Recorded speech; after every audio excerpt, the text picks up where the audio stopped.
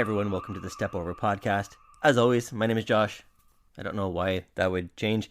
But today, I am very fortunate to be joined by the new head of soccer operations and head coach of the Carleton Ravens men's team, Marcelo Plada. Marcelo has coached around the world, and he comes to Carleton from Canada's military national team.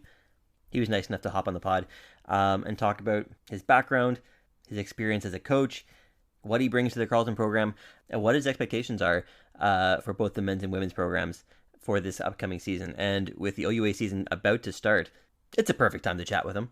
Now, a little editor's note. The start of Marcelo's very first answer to my first question, for some reason, chopped off a little bit, so might sound a little incomplete. After that, though, smooth sailing. So let's get right into it. Here's my chat with Carleton Head of Soccer Operations, Marcelo Plada.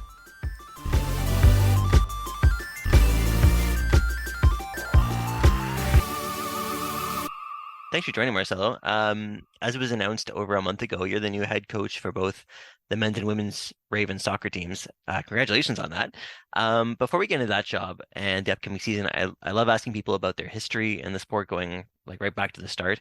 When did you first start getting into soccer? From a South American family, and my father was passionate. He's from Uruguay. He played some pro ball there, and then moved to Canada. And then, when I was born, I basically started kicking the ball around probably three. Grew up in a Spanish environment. We played a lot of futsal, so I just grew up playing. Basically, played provincials, regionals, and then kept playing at a high level. And then school time came around and had to make a choice. I ended up going to Royal Military College, just thinking about my future and having, the prospect of having a job after getting education for free. So it appealed to me.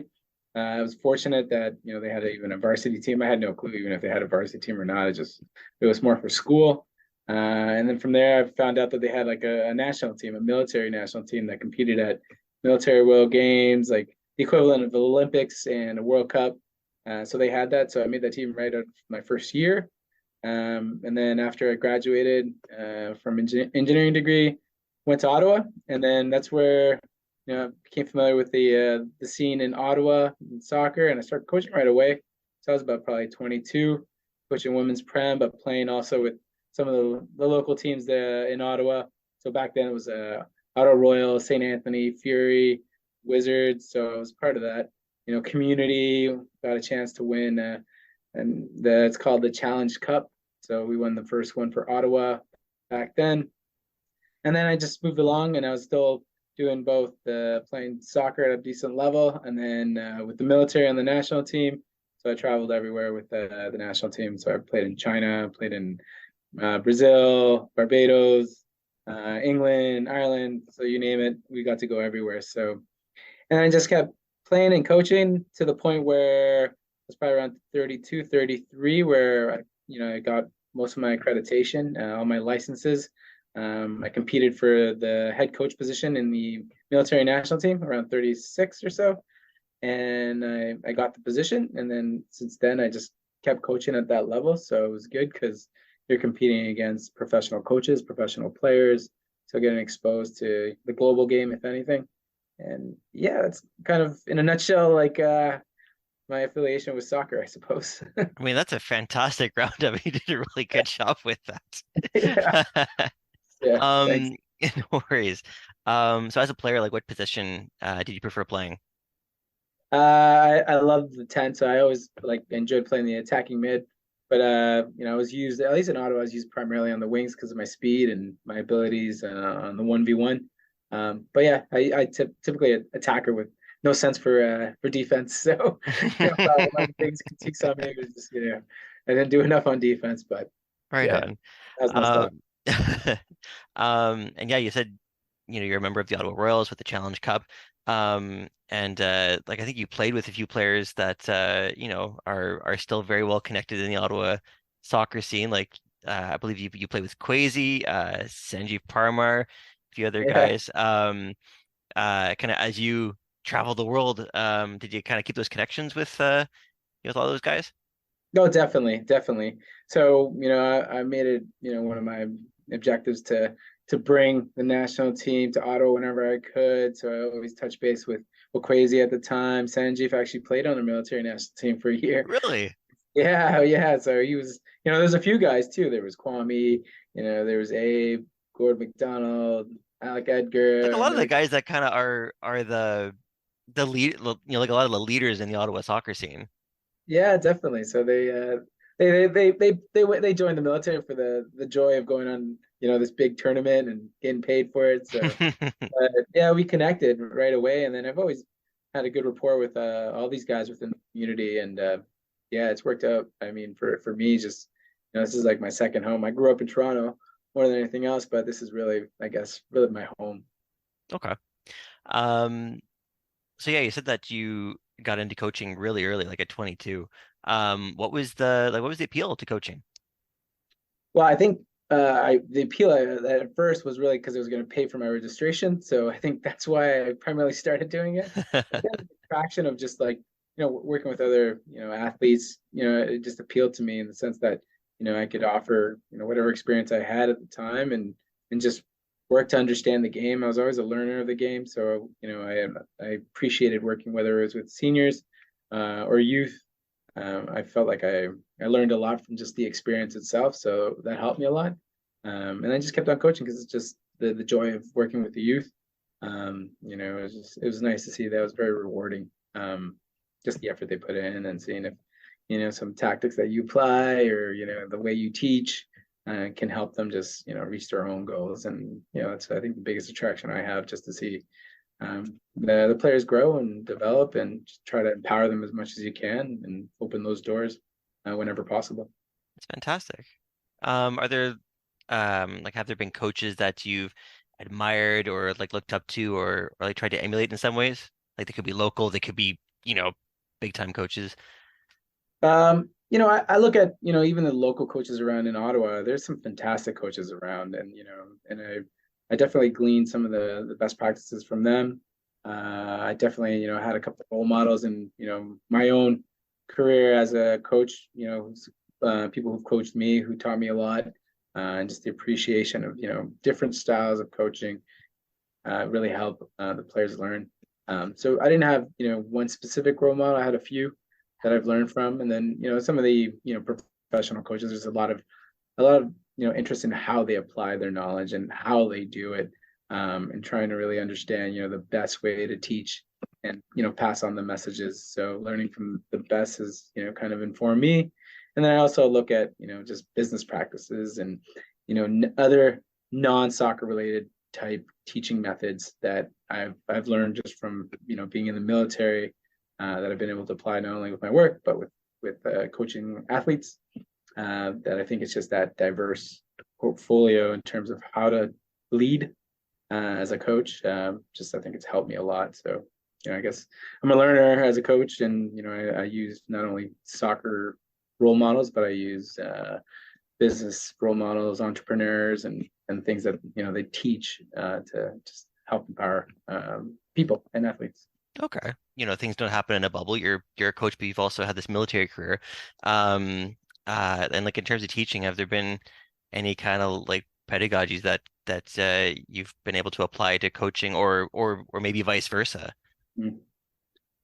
Yeah, it's a good question. I guess the one, I'm a big fan of Simon Sinek, and like some of the teachings that he has, like leaders eat last, or some of these Malcolm Gladwell. Hmm. He teaches a lot about leadership and different styles, and those are types of models that I've used at least for myself, not only in work but even in soccer. Just the whole concept of just empowering the individual, serving others before self. And that's kind of been, my philosophy, and some of the things I teach with my guys here, like, they all understand what my values are and then how I apply that, and they see it in every day. So, whatever I preach, I practice and I do, so they see. And and the four values that I carry for this team is basically family, selflessness, mindfulness, and courage. And that's who we are. That's who I am, at least. And that's the message that I've been passing on to the players. So I think it's a diverse pedagogy, like, that's a diverse way of applying your coaching methods, but I think it's worked for me at least. Okay. So what attracted you to the Carleton program? And like, how did you sell yourself as the right pick to take over from Kwesi? Uh, well, I think the appeal was really coming home again, I suppose. Ottawa's been kind of like my second home, and then the opportunity came up where I saw the notification that there was an opening. So I definitely, I was courageous to try to apply. I think what might have sold, I guess, for myself would have been just my diverse portfolio. I've traveled a lot. I've seen a lot.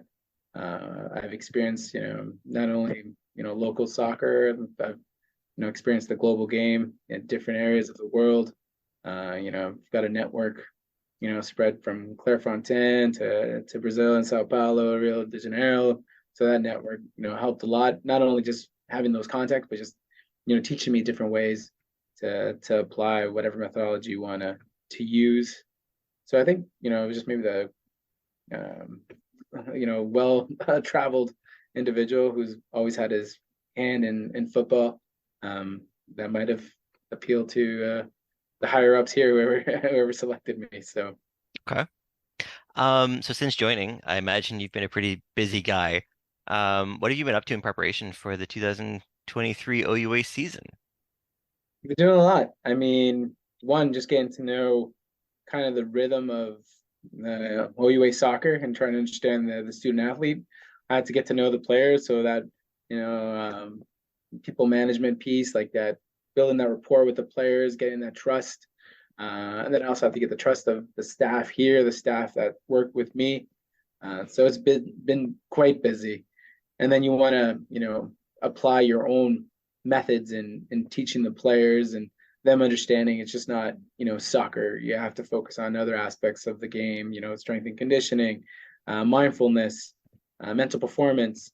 And, we've done a lot of that just to get the players ready. So we've hired a mental performance coach who works weekly with the players on, mindfulness activities. We've done a lot of team building type things to get to know each other, and for the players to get to know themselves and build that rapport, which I thought was critical.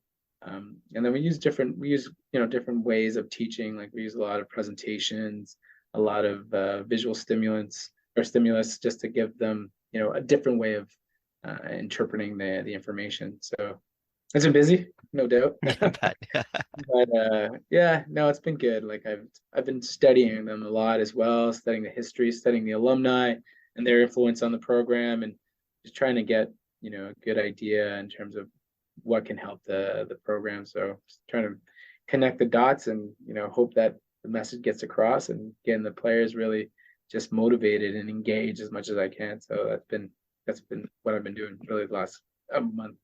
okay.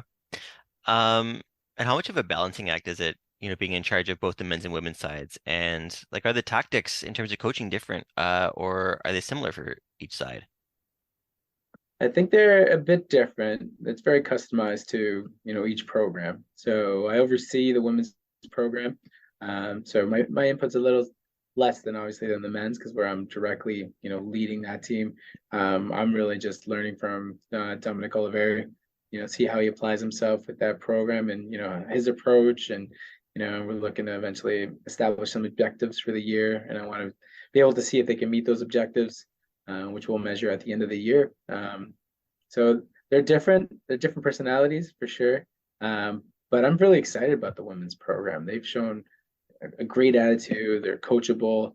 And I was excited just not only like their results over the preseason have been amazing. They went 4-0 Hmm. against good quality teams. It just shows that the program's moving in the right direction, and it's really, I'm enjoying it quite a bit.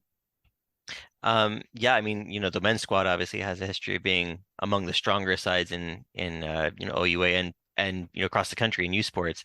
And yeah, the preseason results have been really strong for the women. And I've been reading a bunch of other like very just positive feelings around that squad heading into the season.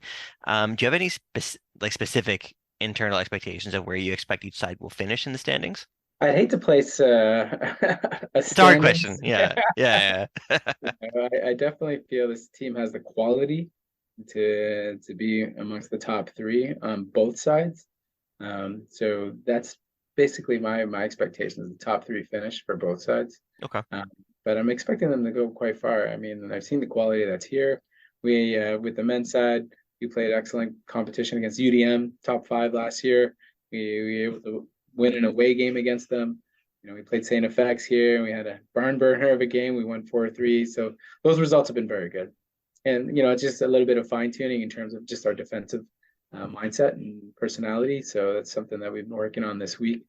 But yeah, I'm expecting them to go far on the men's side and the women's side. I'm excited. I'm excited to see how far they're going to take this. I mean, it was the first time they made the playoffs last year, and they should have won that game. And now the team looks just motivated, engaged. They're winning. They went undefeated in the preseason. I don't think they've ever done that before. So Dominic definitely has them rolling the right way, and it's been exciting to watch. So for those looking to follow the Ravens this year, whether they're new to following the program or if they're longtime fans, what we do you say are some of the specific strengths of each side? So I think we'll start with the women's side. I think just the passion that they play with, it's contagious. So you can see just the work life mentality. They're able to grind out games even if they're not dominating possession. So you can expect the team to really show their heart on their sleeves. Like they'll give everything on the pitch. So in terms of that type of mentality, they're going to be very strong, competitive, and they'll put up a good fight against the topper teams in the OUA Eastern Conference. So as for the men, it's a quality team as well in terms of just their technical ability and the athleticism. It's pretty surreal. Like I've got 25 players that are just great on the ball, off the ball, work life mentality as well, and their technical ability just complements everything else that they bring to the table. So they're just two beautiful teams, really, like in terms of different attitudes. So I think you'll see some exciting stuff from both programs. Awesome. So the men's team has a pretty direct relationship with Atletico Ottawa. Have you been involved at all yet in that respect? A little bit. So, and we have a couple players who train. So I've been going out to some of those training sessions to see the atmosphere and the environment. So it's been nice. We've had representatives come to watch a couple of our sessions, which has been good. Been very positive. So it's just a relationship that's just it's in infancy really. So if it grows, it'd be great. If it doesn't, we'll just see what happens with it. But it's been very positive so far. Okay. And are there opportunities that relationship with Atletico might open for you personally? I don't have the intentions for those doors to open, to be honest. I think my focus right now is just making this team reach its potential and exceed its potential. So I haven't really thought about that too much. I'm just more excited about seeing how both our teams do, on Sunday. Okay. Um, and like you've been around the Ottawa soccer scene off and on for a long time. How has the scene in the city changed over the course of the last few decades from your perspective? I mean, there's been positive growth. Just the fact that you've got a professional league here, one, and then a lot of the local clubs are doing quite well, competing at high levels. So I've seen at least over the 10, 15 years how much it's grown. Where I thought I was a pioneer by winning the Canada Cup back then. Now we're often in the finals or winning it. Like Gloucester's won it a couple of times. Like St. Anthony's, like it's something that's become almost a commonplace for them. Like Yeah. Ottawa's got a vibrant soccer scene that just keeps growing and growing. So yeah, I think it's developed quite a bit. All right. Well, that's all the longer form questions that I got for you. I just have a few quick questions for you before I let you go, if that's okay Okay. with you. All Yeah, right. no. What's your favorite sport besides soccer? Ooh, I love basketball. I grew up playing hockey. I'll say basketball. Okay. Your favorite movie? Oh, I used to love Boys in the Hood back in the day. There's a lot of them. Fight Club, that hits home sometimes. But yeah, I don't watch too many movies, like anything recent. But yeah, I'll go with Fight Club. I always liked Fight Club. Okay. Your favorite food? Ooh, good poutine sometimes. It's just It's tough on the belly though, but Never a bad that's option a though. I hard. mean, maybe after, but Yeah, I always got some good petite. It's not bad. yeah. Okay, if you were gonna make someone a meal, like if you want to impress them, what would you make? Ooh. Well, I'm South American and we do a It's good good barbecue. food. Yeah, So, that's that I would say that like we get the charcoal out and kick it up and have a good party. right on. What's the strangest food you've ever had? Oh, yeah, there's a lot of them. I mean, I've been all around the world. Yeah, I've tried a bit of everything. I mean, I've tried grasshopper, I've tried frog, escargot, what else? Liver. I don't know. Any of those, I guess. Okay. Yeah. Um, Chocolate milk or regular milk? Ugh, I'm lactose intolerant, so I wouldn't take either. Oh, that's the wrong question then. All Chocolate milk. I could do chocolate right, all right. Maybe some chocolate soy milk. How's that? milk. That'll work. That's better. Yeah. Um, Pineapple on pizza, good or terrible? Good. Okay. Okay. Yeah. Okay. Can you play a musical instrument? I only learned the recorder, and that's about it. I haven't played much. My daughters play like the piano, the guitar. Okay. So I gotta learn. I can start learning for Okay. sure. It's in the family. Okay. What's the better halftime snack? Oranges or watermelon? I love oranges. Okay. Okay. And my last question, when you aren't doing football things, what are you most likely to be doing? Ooh, good question. Well, I don't know. I'm always doing soccer now or football. Just reading, I suppose. Okay. Meditating, one or the other. A lot of reading. Awesome. You've been really generous with your time, Marcelo. I really appreciate it. Best of luck with the 2023 OUA season. Thank you. Thank you very much. Thanks for having me. It's been fun.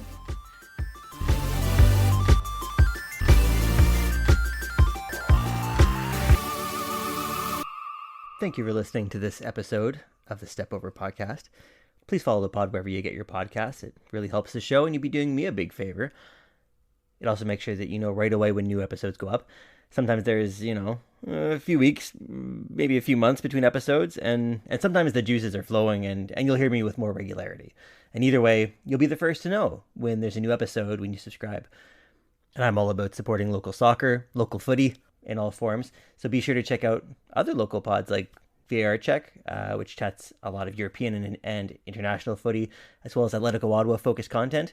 And if you're an Atletico Ottawa fan, Capital City Supporters Group puts out their After the Whistle pod after every single match.